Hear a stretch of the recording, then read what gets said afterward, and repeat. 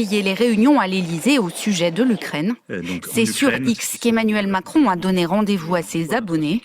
Un échange en direct d'un peu plus d'1 heure pour clarifier la position de la France, notamment sur le sujet sensible de l'envoi de troupes au sol.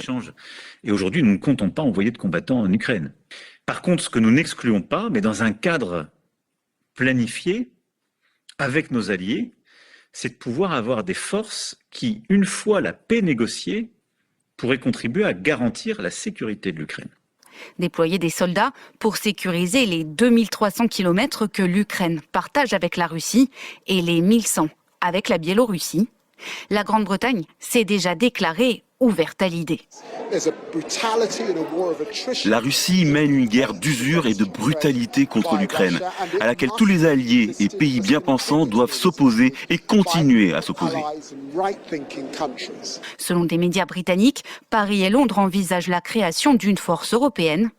Quelques 30 000 militaires qui ne seraient déployés qu'une fois un cessez-le-feu mis en place. Mais le sujet ne fait pas l'unanimité en Europe. L'Allemagne s'y est fermement opposée.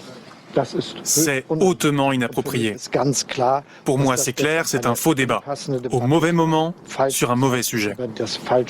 Là où les puissances européennes se rejoignent, c'est sur un soutien inébranlable à Kiev et la volonté de tout faire pour parvenir à une paix durable et solide qui ne se fasse pas au détriment de l'Ukraine.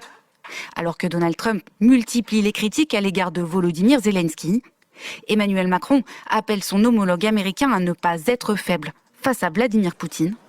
Un message qu'il pourra lui transmettre de vive voix lundi prochain à la Maison-Blanche. Le Premier ministre britannique Keir Starmer y sera lui reçu jeudi.